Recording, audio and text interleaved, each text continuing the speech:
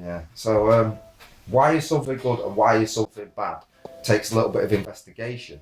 Sometimes we assume, using our own human experience of life, we've been through what they've been through. That's the basic thing. That, we've been through what they've been through.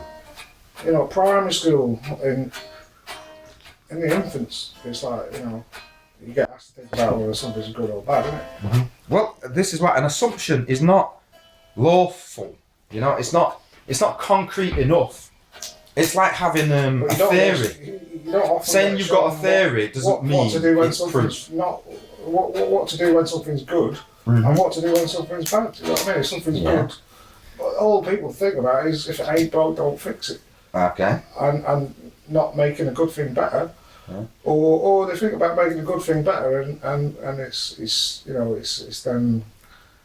But what happens when the good thing you're trying to make is counterculture? What happens when it's counterculture? Interest and shit like that starts coming into play. You know what I mean? Yeah. Yeah, conflicts of interest, because those that actually have the power, the access to the resources and the remedies, I don't believe that they're 100% cold to anything. What I believe is that we have not spent enough time studying ourselves. For example, if that guy studied himself and realised, I'm going to look like a jackass, number one, people could start complaining and getting at me and saying, your bike. People might not get at him because they might be afraid of him because of his anger and things like that. Now, I wasn't afraid of him. I just know that sometimes you know, you can't do any better. You can only add fire to the situation because they're doing it publicly like that. Again, it's inviting an audience to say, come and look at my problem. Do you think this is right, mate? I had the same discussion the other day with somebody. You know, they said, look what's going on. Look what she's doing. Look, mate. And I'm like, because I've been there. No, I heard a guy in the pub the other day venting his spleen to his mate, like basically venting his spleen. Basically saying, you know, it was like, went on for fucking ages, man. The guy just had to walk out and sit in the garden while he's doing anything. Miserable people create more misery, and there's a psychosis involved in it. This is why when you talk about, when others and yourself talks about what depression is and you know, how to kind of get a remedy for it, you know, by understanding what it is and what it does to an individual. I think there's at least two that are thinking about that problem and solution. The first one is they need as much sympathy as we can give them, as much ear as we can give them, and even when you think you can't give them no more ears, continue to give them ears. The other one is to stop them in the tracks, and to take it from the point of view, well, I'm fixed, and since I'm fixed, your compass is not aligned to my compass, so I'm going to pass some of my magnetic energy, i.e. this is north, I'm going to point you north. I'm going to tell you, stop your nonsense, as it were, and focus on north, and get your bearings back. And I've used it that way because some people don't like the fact that when people interfere and try to say, I'm all right, and therefore I'm qualified somehow to give information to another human being. Again, nobody's forced to use anything. They're not forced to take this information on board and to live by it. But if you've lived a life, I think, then you will start to see the patterns, like in music, the rhythms, like in life and time, and how things repeat over and over as a cycle. You'll see it there, and you'll realise, every time that problem's come, if I deal with it like this tends to happen, and vice versa. So with our experience, some call it wisdom, but the holistic wisdom is not wisdom until we start to learn from the past, because that's the only reference point, that's the only compass in terms of time. You know, if something's not yet happened, people will like to experiment, won't they? If no one's ever had an argument, I suppose they could have experimented and said, let's see what this thing does, let's see what happens when, you know, we let all the blood out of the body. Oh, they died, that's interesting, write that down. What happens when we feed them and look after them? Oh, they thrive. That's interesting. Write that down. We know all of that. That's why some of those things, you know, someone will just come and say, you're arrogant because you think you've got answers. some basic things by now. If you haven't got answers, how have you even crossed the road without getting knocked down? How have you even ate a sandwich without choking on it? You know? Some things, sometimes you just have to accept you know better than that. And that's the point I'm making. Had that guy gone to his compass and said, he knows better than to react to what she just said, leave her, she's angry, ride off. Because a lot of the times men have to take the flak from a woman. She's got to have the last say and you walk off. It's like you've lost the argument. You idiot! Oh, you know? The world. What people think of me, it's important. How dare she call me an idiot in front of all these people? Well, I tell you what, the only thing that it just saddens me, you know what I mean? Because the thing is, the bottom line is the whole man-woman thing. You know, there's no guidance for that anymore. You know, what I mean, and the people that are going through all that shit, particularly, are like young people, because you know, you come out of school and you're that age of discovering all about, you know, like relationships and shit like that. Mm-hmm. Or, you know, for the next 20 years of your life, you're going to be going through that at least. Mm-hmm. And, you know, all the things that are important or seem important when you're at school, are just really just fucking money-making schemes.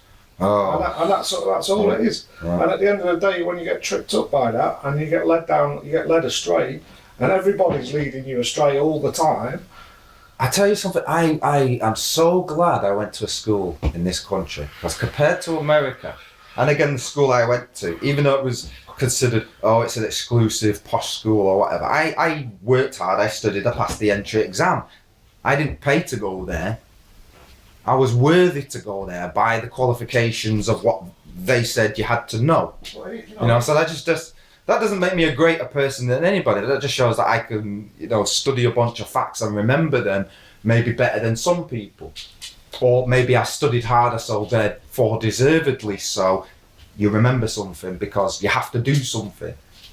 If you want to learn a guitar piece, you have to play the guitar piece. It's no good just looking at it on the paper and working it out in your head. You have to put muscle memory into it, physical action. When you study, I think the best ways of studying for, say, your exams is to go back to your first notes and write everything out again. And that way, even if you do it, there's something different by writing it by hand as opposed to typing it. Typing it is not as much of an effort as it is writing it in your best handwriting, you know? Why are you saying all of this? Because I'm saying that there is a better and best methods to acquiring knowledge, to retaining the knowledge, because without retaining the history of knowledges that mankind, the wealth we really have is knowledge. Let me ask you a question. You know, any real knowledge that anyone actually learns, I mean, if they've really learned it, do they ever actually lose that? Or is it always there with them? Well, can a person forget riding a bike? You know what it is to ride a bike. However, I would say if you don't ride a bike for 20 years, when you get on the bike, you'll be a bit wobbly. And that might, for some people, make them lose confidence. And it's not that they don't know how to ride a bike again, they're just, the muscle memory is a part of our memory. Or if they fall off the bike or they get injured, then they have fear, innit? They have fear which stops them. The mind and physical actions are related to such a point that we create pathways. We know how to walk. We do it automatically, but when we're a baby, we have to learn that stuff. We have to learn basically how to fall over at just the right rate and put our foot out at just the right rate to stop and counteract the falling, which propels us forward. We're actually falling. We're not walking as such. We've called it that. We've dignified ourselves, but we're actually very stumbling along our way, like the ant. If you've ever seen an ant walk, they've got like 50 neurons in their brain and their head is huge compared to the size of their body. All right, well, you're going into specifics now. We're going off at a tangent, isn't it? You know? Well, I'll just use the example. This small ant, when it's walking, you see ants on the floor and you think, wow, they're fast. You have to dissect everything down to the minutest detail, don't you? Well, using this analogy, hopefully some people will see it a little bit clearer what we are. We're like ants in this example. You see a colony of ants and they're all doing what they're doing. That's the human race. You see an individual ant and you study it up close, you realise it's just bumping along. Its head's so big, every couple of steps it falls over. And then it gets up and it carries on a few more steps and it falls over. We're the same. We might use language. Really? amongst ourselves. I thought ants were pretty strong, you know. I mean, They are. you see them carrying They are. shit around. But they still fall over with it. But because there's so many of them, and because we're on our overview. There's no way we could carry that shit. You know what I mean? No, but let's say as a human race, then we might moor a ship, and if you was to do that in normal time or speed up the frames, you'd think, wow, that's a bit backwards, forwards, backwards, forwards. They're not smooth. They're not like a robot. Just go, it's in, done. We stumble along.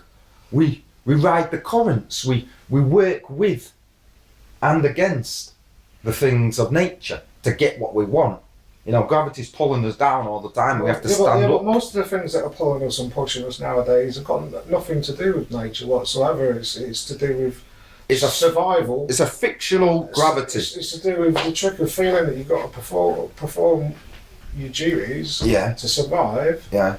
And at the same time, you're empowering someone else to do whatever they want.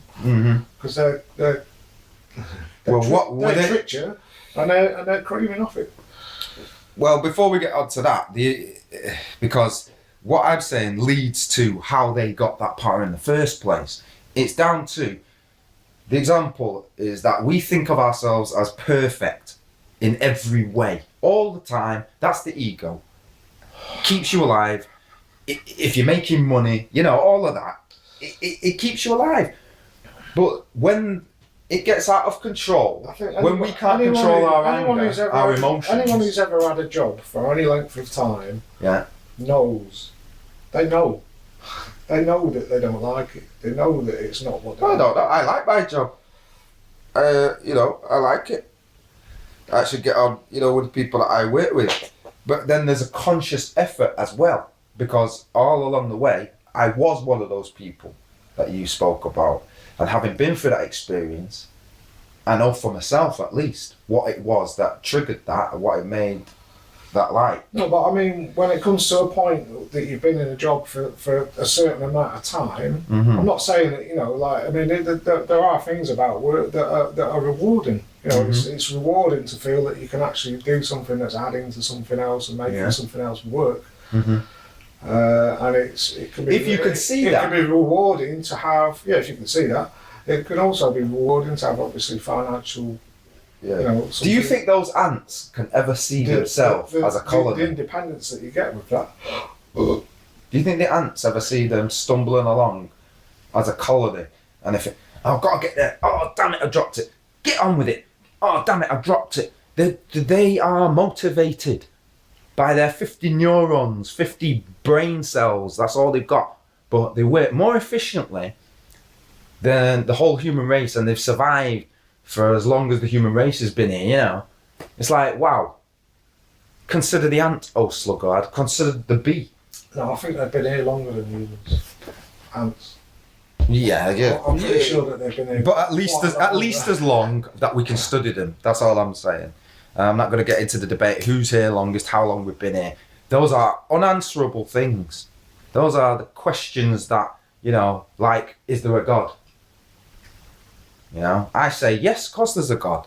My experience has proven that without a doubt. But to me, that's just it. It's inside of my experience. I can't give anyone else my experience.